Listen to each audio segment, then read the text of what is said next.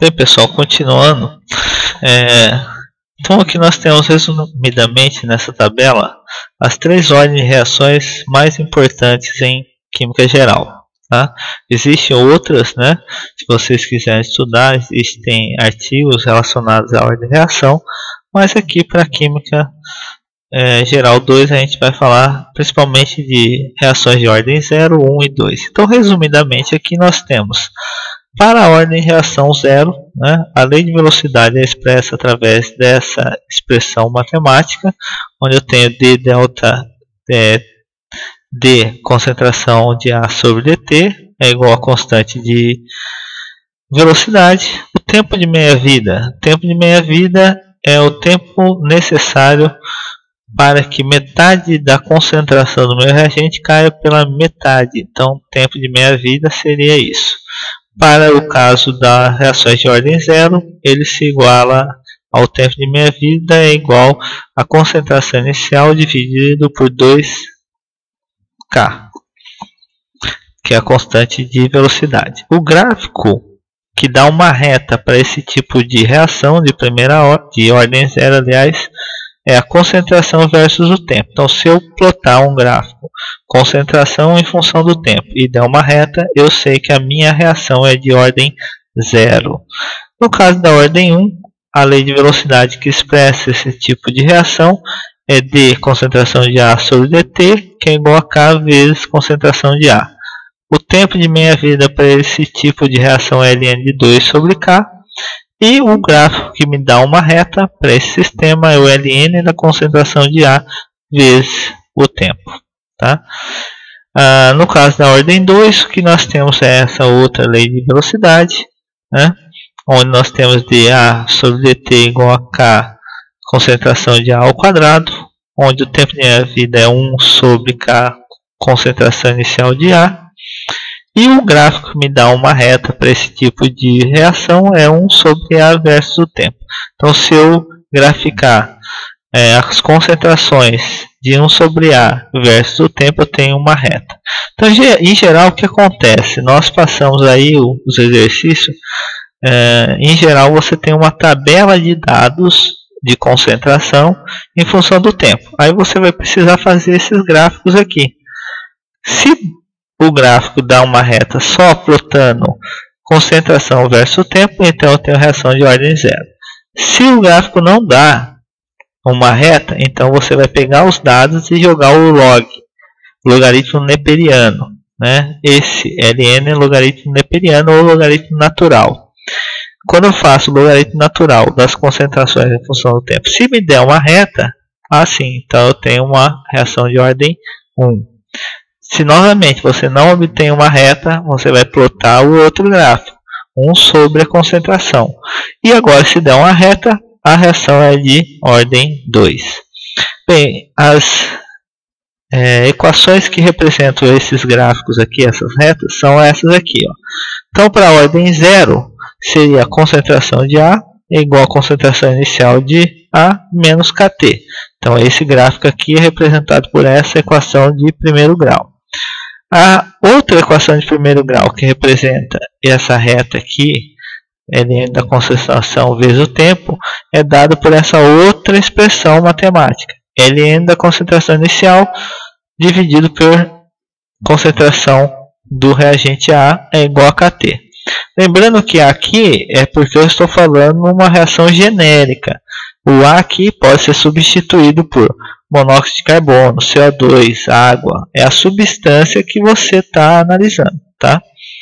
Na reação de ordem 2, seria 1 sobre A menos 1 sobre A concentração inicial de A é igual a Kt. Né?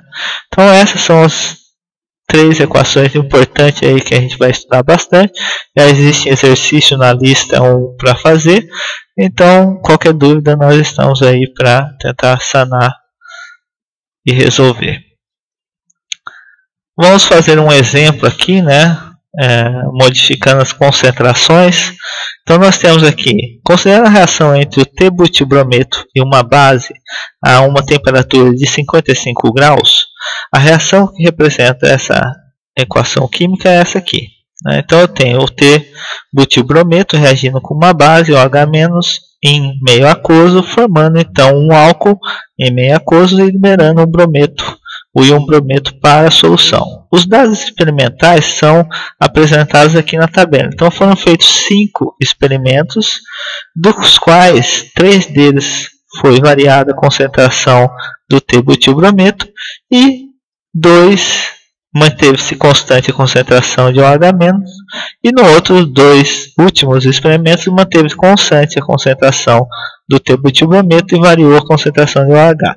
E foi medida a velocidade da reação, né? Então observou que para os 3 primeiros experimentos, com o aumento da concentração do T-butilbrometo, você tinha um aumento da velocidade da reação.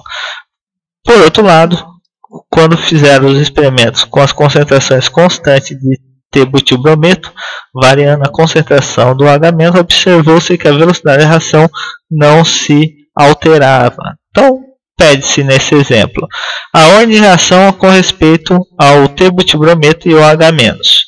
Escreva a expressão de velocidade para a reação. C. Calcule a constante de velocidade. E D. Que efeito a duplicação da concentração de OH tem na reação. Então a gente já viu aqui que alterando a concentração do OH- não tem efeito nenhum na velocidade da reação, né? Ou seja, a ordem de reação relativa ao OH- é zero.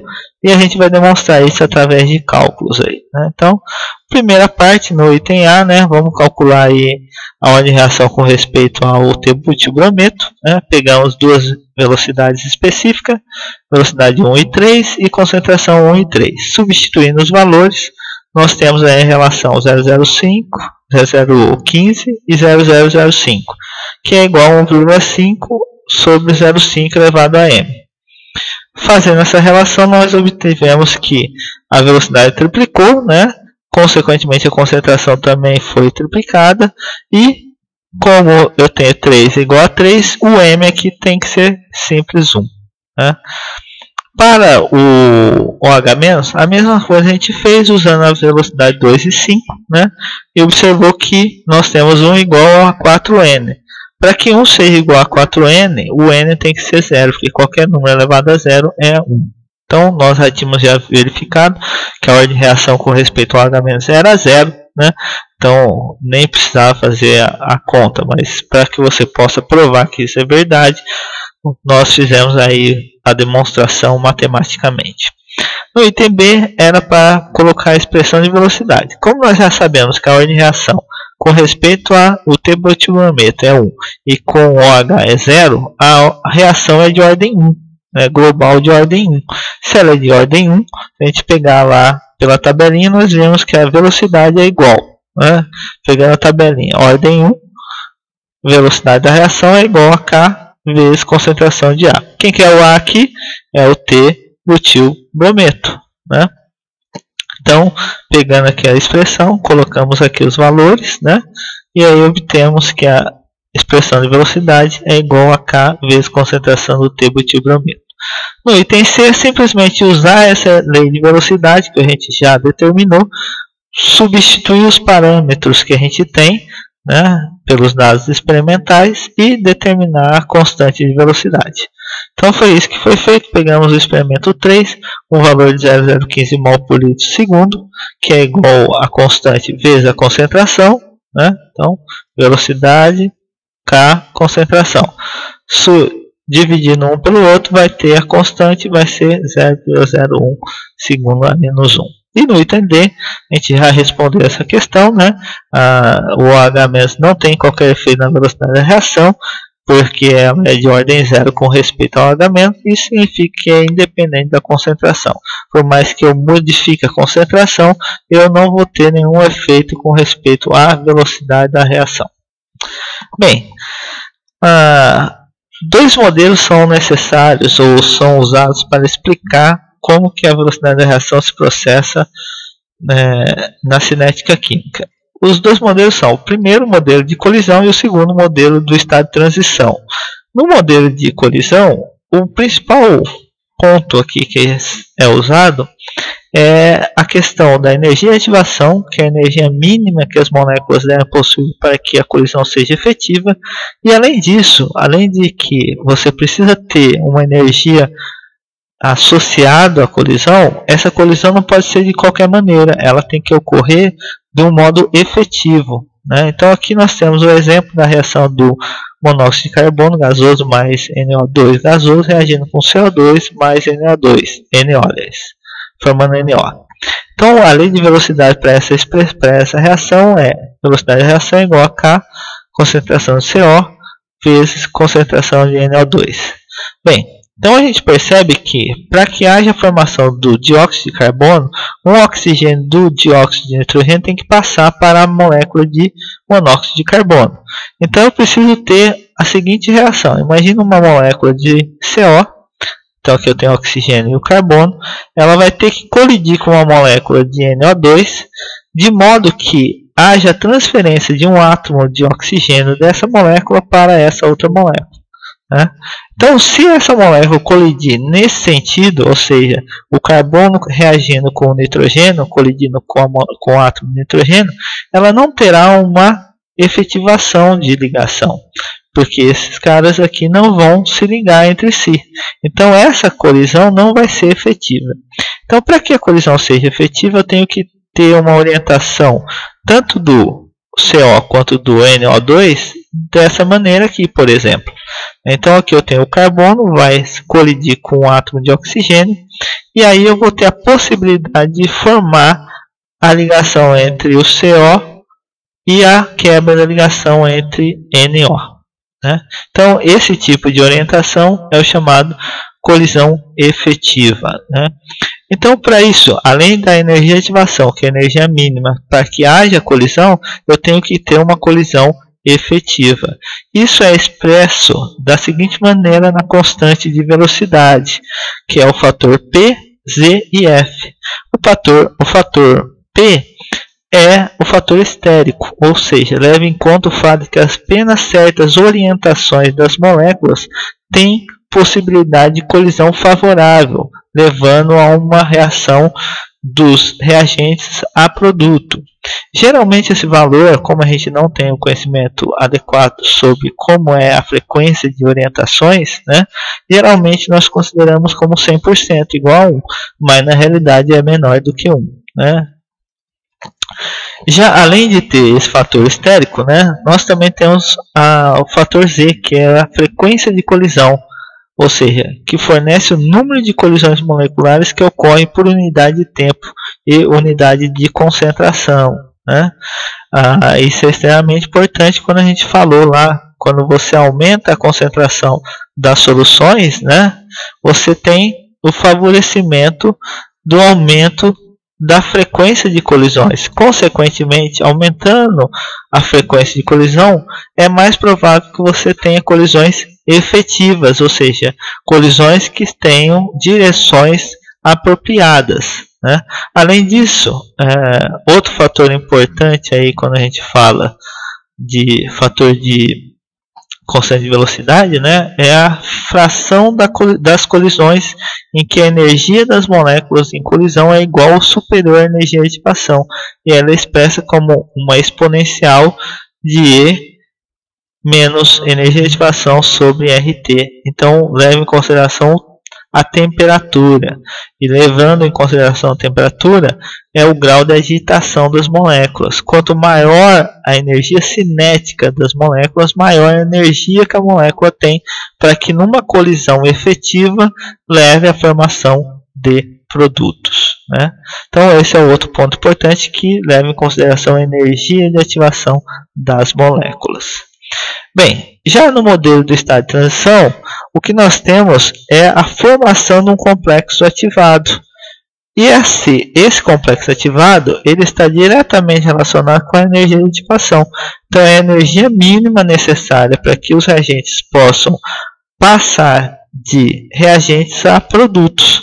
E aí eu tenho a formação no topo dessa montanha, a formação do estado de transição, ou seja, do complexo ativado, que é exatamente a formação da ligação entre o no caso da reação que a gente está observando, né, do monóxido com o dióxido de nitrogênio, para que haja formação do dióxido de carbono e o NO, né?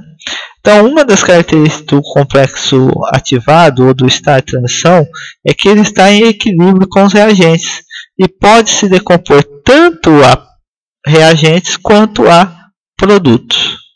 Aqui uma tabelinha que mostra aí os valores observados e calculados através do modelo de colisão e do modelo de estado de transição, né? Então a gente percebe que no caso do modelo de colisão, como a gente utiliza o parâmetro P como 100%, geralmente o que acontece é que não é 100%. Então esse valor sempre é super valorizado, ou seja, eu tenho um valor maior do que o valor real observado. Então, por exemplo, essa reação entre o ozônio e o monóxido de nitrogênio, formando o dióxido de nitrogênio e o oxigênio, o observado para essa reação é de 6,3 vezes 10 a 7. E o calculado pelo modelo de colisão é 4 vezes 10 a 9, 100 vezes maior. Já no modelo de estado de transição, que leva em consideração outros parâmetros físico-químicos aqui para se determinar, que a gente não vai demonstrar aqui, né? Mas são cálculos mais aproximados, nós temos um valor de 3,2 vezes 10 a 7, ou seja, na mesma grandeza, 10 a 7. Tá? Isso acontece para todas as outras reações aqui modelo. Tá? Então a gente percebe que o modelo do estado de transição é muito mais preciso do que o modelo de colisão, em virtude do fator estérico, que no caso do modelo de colisão nós consideramos geralmente como 100%, porque nós não sabemos, né, qual que é o valor real. Bem, se a energia de ativação é muito importante, né, e ela leva em consideração o aumento da temperatura e aí a energia cinética das moléculas, o cientista, né, Arrhenius, né, propôs a seguinte equação aí para tentar resolver alguns problemas com respeito à energia de ativação e determinar a energia de dissipação de algumas reações, né? Então a gente já viu que a constante de velocidade ela é igual a PZF, ou seja, fator estérico, frequência de colisão e a fração das moléculas com energia maior ou igual à energia de ativação, né? Então nós sabemos lá que esse P e Z são características do sistema, então a gente pode dizer que é constante. E o F depende do que? Da temperatura, então eu posso expressar isso aqui em termos só da minha expressão exponencial, levando em consideração a energia de ativação e a temperatura. Então a gente pode ver que o R é a constante dos gases, tá? Lembrando que R é a constante dos gases. O que a gente observa aqui de primeiro, né, assim que a gente olha essa equação, é que se ocorre um aumento da temperatura, como ele está no denominador aqui dessa relação, né, isso daqui vai decrescer, mas como eu tenho um negativo aqui no exponencial, toda essa parte aqui vai aumentar. Consequentemente, eu estou aumentando esse valor, eu estou aumentando a constante de velocidade. Então, é o que a gente observa na prática. O aumento da temperatura favorece a velocidade da reação, em virtude de um aumento da constante de velocidade, né?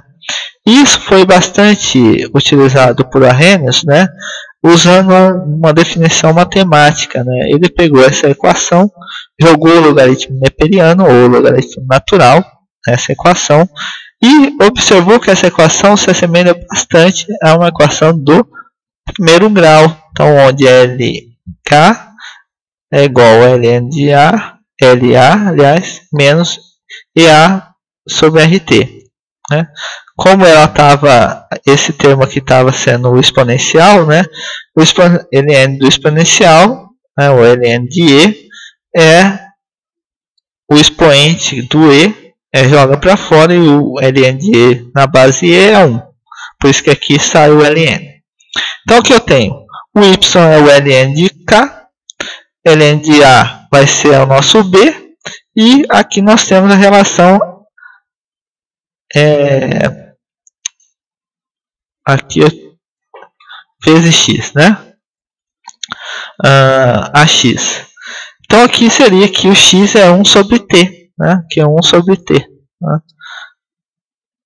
Então eu tenho esse daqui nas coordenadas e o x aqui, que é 1 sobre T, eu faço o inverso da temperatura.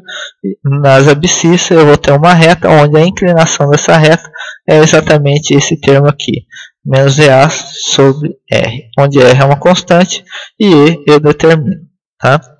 Bem, na prática o que se faz bastante é determinar o K em duas temperaturas distintas e usar essa relação numa relação simples aqui, onde eu tenho Ln de K2 sobre K1, que é igual a EA sobre R, 1 vezes 1 sobre T1 menos 1 sobre T2. Tá? Essa relação que você vai usar aí em 2 ou 3 exercícios na lista aí. É essa relação que você vai usar para determinar a energia de aditivação. Tá? Bem, e quando a gente fala de energia de aditivação, né, é importante a gente falar da distribuição de Maxwell-Boltzmann. Né? Então, por que a energia de ativação, a constante de velocidade aumenta com o aumento da temperatura? Então imagine uma determinada reação, a minha energia de ativação seja dada por esse valor aqui, EA. Tá? Então percebe que pela distribuição de Maxwell-Boltzmann sobre a teoria cinética dos gases, a fração de moléculas com uma dada energia cinética é mostrada aqui no eixo das coordenadas. E aqui eu tenho a energia cinética das moléculas. Então, em baixa temperatura, o que a gente observa aqui? A maior parte das moléculas, ou dos átomos, ou dos íons, estão o quê? Com energia cinética molecular menor do que a energia de ativação. Tá? Ou seja, a ativação é só essa parte aqui de baixo, aqui, ó, rachurada aqui da curva. Conforme eu aumento a temperatura, uma boa parte das moléculas dos íons ou dos átomos passam a ter energia cinética maior do que a energia de ativação, ou seja, é essa área toda aqui embaixo do gráfico. Ou seja, agora, se eu tiver choques efetivos, eu vou ter energia suficiente para o rompimento das ligações e, consequentemente, a formação de uma nova ligação ou seja, a passagem dos meus reagentes a produtos. É isso que esse gráfico de distribuição de Maxwell-Boltzmann explica para a gente.